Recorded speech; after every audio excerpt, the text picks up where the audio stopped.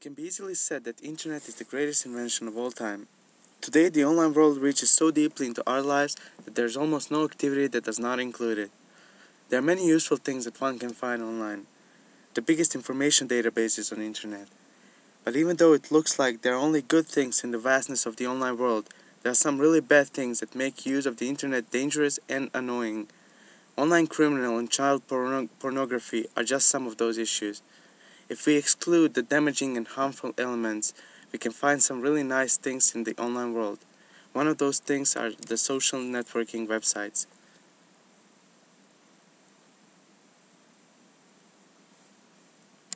Networking sites became really popular in the last few years. The most famous ones today are Facebook, Twitter, and MySpace. According to the Wikipedia article, the social network with most users today is Facebook, with 300 million users. MySpace is in the second place with 264 million users.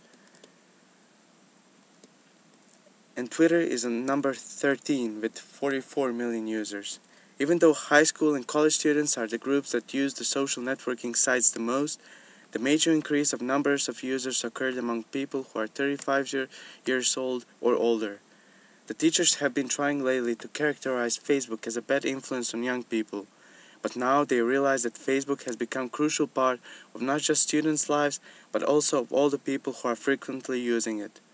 The research has shown that Facebook, with some security and privacy faults, is a useful tool that allows teachers and students to become closer and expand their relationship outside of classroom.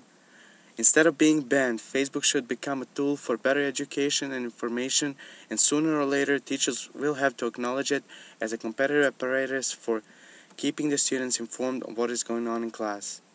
To analyze this type of the issue, both sides of the argument had to be taken into account to discover accurate and reliable results. Facebook has become an important part of the modern communication. Scott Shump, director of New Media Institute at the University of Georgia, said that social networks play a significant role in the everyday life of an ordinary student. He said that most of the professors are either uninformed or uninterested for the influence this kind of communication has on the performance of some students in class. To prove his theories, Shump stopped using e-learning commons and started giving out assignments for his class through the Facebook group. He found this approach useful because students visit their Facebook profile page more often than they visit school online services like e-learning commons, MyWebCD, or Emma. He said that in the end teachers will have to accept Facebook, if not join it, to improve their in-class experience. But what are the reasons because of which teachers do not join social networks? Scott Shams said that one of the biggest reasons is the age of teachers. The older the teacher is, the less likely it is that he or she will join such network. Also, if the teacher is older, in most cases they have less understanding for the new technologies. Those technologies are what move us today. According to the research done by the social media marketing blog, there's not a lot of difference in number of users between different age categories. According to their research, 30% of users are aged 18 to 25, 24% are 26 to 34 years old, while there's 36% users who are 35 and more years old. Even though this last group covers the largest age span and might not look like accurate data for comparison, this is the age of most of the teachers in a college or high school. This data tells us that the age gap between young and older is disappearing.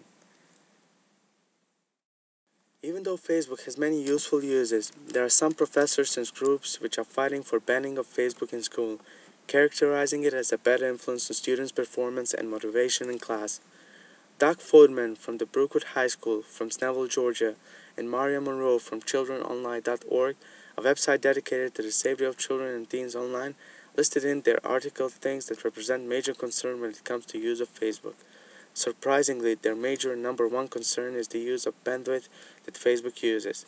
Bandwidth costs a lot of money, and it is more than clear that financial reasons are most important reasons for banning Facebook. The second concern is the amount of time that students actually spend using social networks. They claim that the time students spend online could be spent in some better way, like studying and exercising. The other three concerns talk about problems of identity stealing and adware and spyware installation. The research has shown that many identity thefts have happened lately, and that most targeted sites are Facebook and MySpace. The students get the wrong sense that they are safe and protected on Facebook. This is usually not the case because there are some ways that can make one's profile or some parts of it visible to everyone. If a user joins some of thousands of networks on Facebook, his profile automatically becomes visible to all the members of the network, unless the user makes some changes in the account settings relating to the privacy. The photos that are uploaded on Facebook are usually, by default, public. That means that anyone can see them, which is another privacy problem.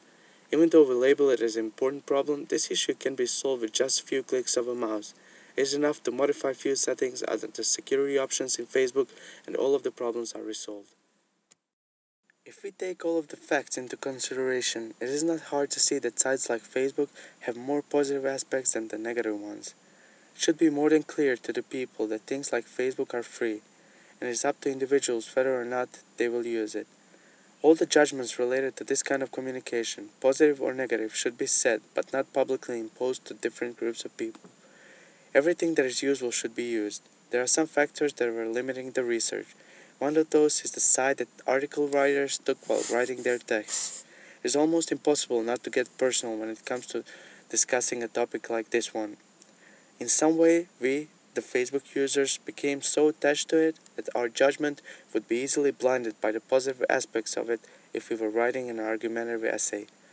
It is not excluded that this kind of communication might become the most important and common one. Improving technologies in the countries of the third world will increase the number of users of the sites like Facebook multiple times.